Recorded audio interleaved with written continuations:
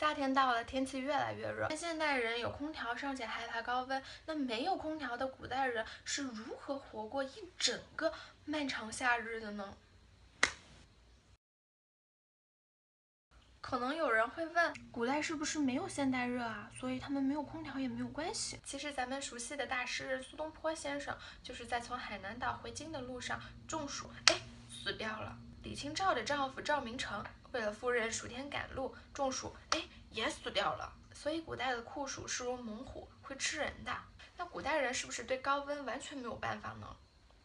他们其实有很多你想不到的妙招。第一呢，古代人其实是有冰箱的。古代的冰箱呢叫冰鉴，大概就像一个保温箱那样，质地有青铜的，有木头的。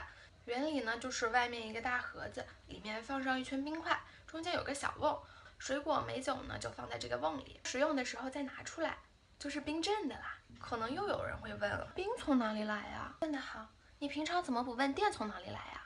发电站是吧？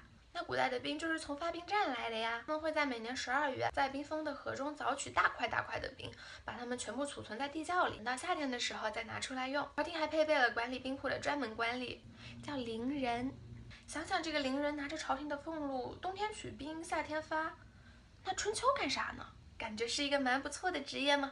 第二个呢就是瓷枕，其实瓷枕、石枕这样质地坚硬的枕头，现在的我们来说实在是很难想象的。要是我妈让我一整晚睡在一石头上，我应该会报警。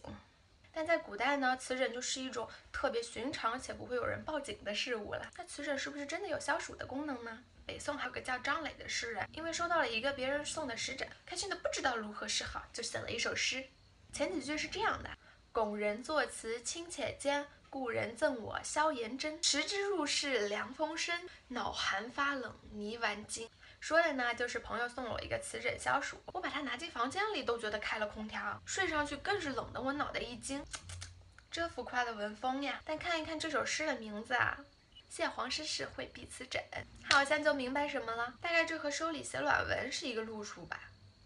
第三个就神奇啦，在《旧唐书》中记载，东罗马帝国的首都君士坦丁堡在盛夏酷暑时节会把水引到宫殿顶上，水流顺着屋檐飞泻而下，如瀑布一般，在空中激起阵阵凉风，起到消暑的作用。大概是受到了聪明的拜占庭人的启发，唐玄宗时期的奸相在自己的豪宅里就修了这么一个自语亭。这座亭子的消暑效果吧，据后人描述啊，那可是当下之处凛若高秋。刚刚说的这些呢，毕竟都是富贵人家甚至皇家才能享受的东西，但太阳公平的很啊，也照穷人的。那普通百姓是如何避免在夏天的时候死掉的呢？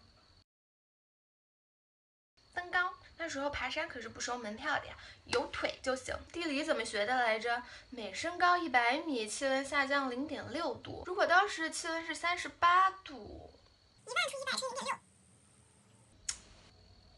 随随便便爬个7、8千米，可不就零下了吗？那还怕什么夏天啊？哈，7、8千米的山有几座呀？珠穆朗玛峰啊，没热死都累死了吧？第二呢，裸露，脱衣服会吧？不要说这个是耍流氓啊，没让你在街上脱，自己一个人到一个小树林里偷偷的脱，顺便还能和大自然水乳交融一下。像咱们的李白先生做一首《夏日林中》，懒摇白羽扇，裸体亲林中，多简练直白，凉爽又亲近大自然呀。就是如果这样做的人多了，偶尔在小树林里碰到熟人，那就比较尴尬了。你来纳凉啊？你也是嘛。那边有条小溪还不错，不若通往。三呢就是打洞，打一个很深很深的洞。夏天打开冒冷气，冬天打开冒暖气，比现在一般的单向制冷空调还厉害呢。可谓冬暖夏凉，简直民族智慧的令人感动啊！这种很深很深的井且能冒出兵器的发明呢，对后世也有很深远的影响，以至于咱们现代人还时常提及，只是你没有注意，那就是人们口中的深井冰。